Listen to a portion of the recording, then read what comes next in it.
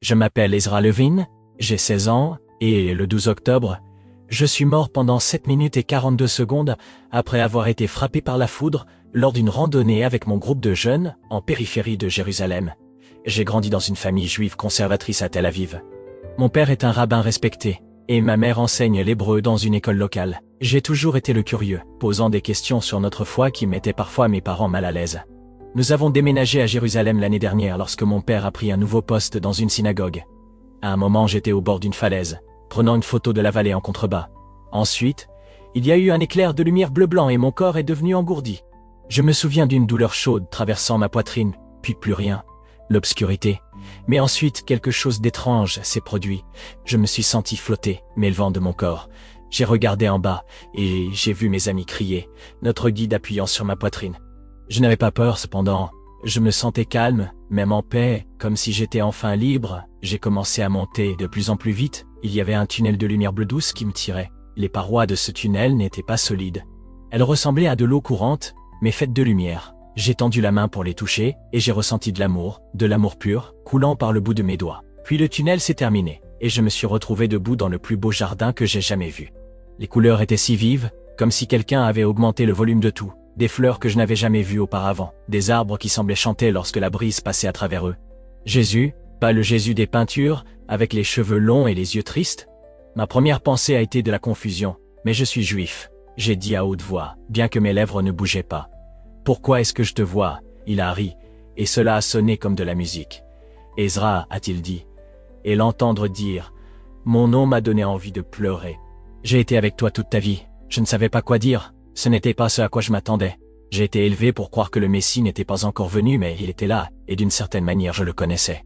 Viens, a-t-il dit, tendant la main. Il y a des choses que tu dois voir. J'ai pris sa main, et soudain nous étions debout sur une montagne surplombant un vaste désert. En dessous de nous se trouvait Israël, mais je pouvais le voir d'une manière que je n'avais jamais vue auparavant. Il brillait d'une lumière dorée, pulsant comme un cœur battant. C'est ma terre, a dit Jésus, la terre que j'ai parcourue, la terre où mon cœur bat encore. Il a fait un geste de la main, et j'ai vu des nuages sombres se former au-dessus de Jérusalem. Des armées, je ne pouvais pas dire de qui, entouraient la ville. Les gens fuyaient, criant. Un temps de grande épreuve arrive pour Israël, a-t-il dit. Beaucoup de nations se tourneront contre elle. Même ceux qui se disent amis reculeront lorsque les tempêtes viendront. La scène a changé, et j'ai vu le drapeau américain. Il était déchiré et usé, mais toujours debout. Derrière lui, se tenait un homme que j'ai reconnu des nouvelles. Le président Trump. Il était seul avec de nombreux visages en colère criant après lui. Cet homme, a dit Jésus, a été choisi pour cette heure, non pas parce qu'il est parfait, il est aussi imparfait que n'importe quel homme, mais parce qu'il se tiendra avec Israël lorsque d'autres s'en détourneront. J'étais choqué. Ma famille n'aimait pas Trump. La plupart des familles de mes amis non plus, mais il dit des choses si terribles parfois, et je dis, comment peut-il être choisi? Jésus m'a regardé avec des yeux qui contenaient à la fois de la tristesse et de la compréhension. Je ne choisis pas comme les hommes choisissent, Ezra.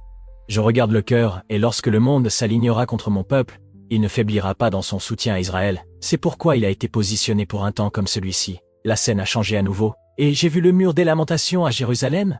Des gens de toutes les nations étaient rassemblés là, priant ensemble, juifs, chrétiens, musulmans. Il y avait une paix que je n'avais jamais ressentie auparavant. Cela aussi arrive, a dit Jésus. Après l'obscurité, une nouvelle aube. Un temps où beaucoup reconnaîtront qu'ils adorent le même Dieu, bien qu'il m'ait appelé par des noms différents. J'ai senti des larmes dans mes yeux. Quand cela arrivera-t-il? Plutôt que beaucoup ne le pensent, mais pas aussitôt que certains l'espèrent, a-t-il répondu. Le chemin jusqu'à là nécessite du courage de la part de mon peuple, tant des Juifs que de ceux qui me suivent comme Messie. Il s'est tourné pour me regarder directement. Ezra, tu dois leur dire ce que tu as vu. Dis à Israël que je ne l'ai jamais oublié. Dis-leur que dans la tempête qui approche, ils doivent me regarder, pas seulement les alliances avec les nations. Et dis à ceux qui se disent chrétiens qu'ils doivent se tenir avec Israël, non pas à cause de la politique, mais parce que nous partageons la même racine. Mon esprit tournait, mais je ne suis qu'un enfant. Personne ne va me croire, surtout à propos de toi. Il a souri à nouveau et a posé sa main sur mon cœur. Certains croiront, certains se moqueront, mais les graines seront plantées. Et lorsque ces choses commenceront à se produire, ils se souviendront de tes paroles. Puis son visage est devenu sérieux. Il y a autre chose que tu dois savoir. Le dirigeant d'Israël sera bientôt confronté à un choix entre la peur et la foi. Beaucoup le pousseront à se compromettre pour la paix, mais il ne peut y avoir de vraie paix qui divise ce que j'ai fait entier. Il m'a montré une vision du premier ministre israélien, pas l'actuel, mais quelqu'un que je ne reconnaissais pas. Il était assis à une grande table avec des dirigeants mondiaux semblant fatigués et pressés. Quand cet homme arrivera au pouvoir, a dit Jésus, prie pour lui.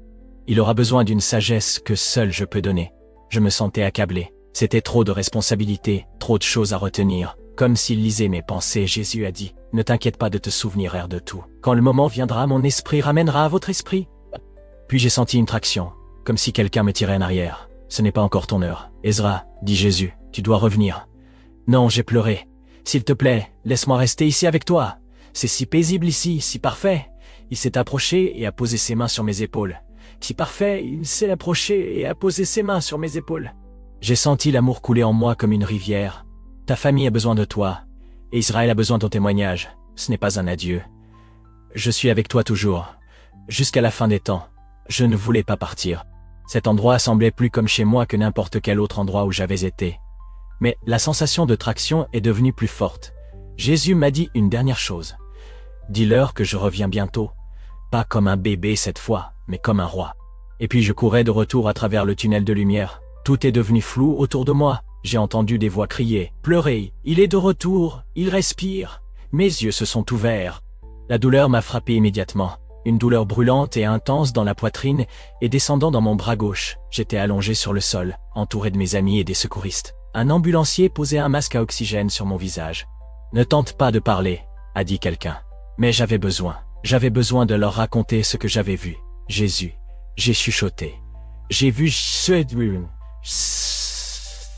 mon ami Aaron, qui tenait ma main, avait l'air confus. Qu'est-ce qu'il a dit? L'ambulancier s'est penché plus près. Il délire à cause du choc. Il délire à cause du choc. Emmenons-le à l'hôpital. Ils m'ont mis sur une civière et dans l'ambulance. Tout faisait mal. Ma poitrine semblait avoir été déchirée. Plus tard, je découvrirai que l'éclair avait laissé une cicatrice ramifiée sur mon torse. Ce que les médecins appellent une figure de Lichtenberg. On dirait un arbre qui pousse sur ma peau. À l'hôpital, les médecins étaient stupéfaits. En toute logique, vous devriez être mort, m'a dit l'un d'eux. Le courant électrique est passé directement par votre cœur. Nous ne pouvons pas expliquer pourquoi vous avez survécu. Mais je savais pourquoi. Mes parents sont arrivés en courant, des larmes coulant sur leur visage. Ma mère m'a serré si fort que j'ai gémi. Mon père est resté derrière, pâle et effrayé. Maman, papa, j'ai dit quand nous étions seuls, je dois vous raconter quelque chose. Je leur ai tout raconté sur Jésus, sur les visions d'Israël et de Trump, sur l'obscurité qui approche et la promesse de paix. Ma mère pleurait silencieusement. Mon père faisait les 100 pas dans la pièce, secouant la tête. C'était juste ton cerveau, Ezra, a-t-il finalement dit? Le manque d'oxygène crée des hallucinations. Cela ne change pas qui nous sommes, mais cela m'avait changé. Comment cela pourrait-il ne pas changer? Quand je suis retourné à l'école 2 semaines plus tard, les choses étaient différentes. Certains amis m'évitaient. D'autres étaient curieux, posant des questions sur ce que j'avais vu.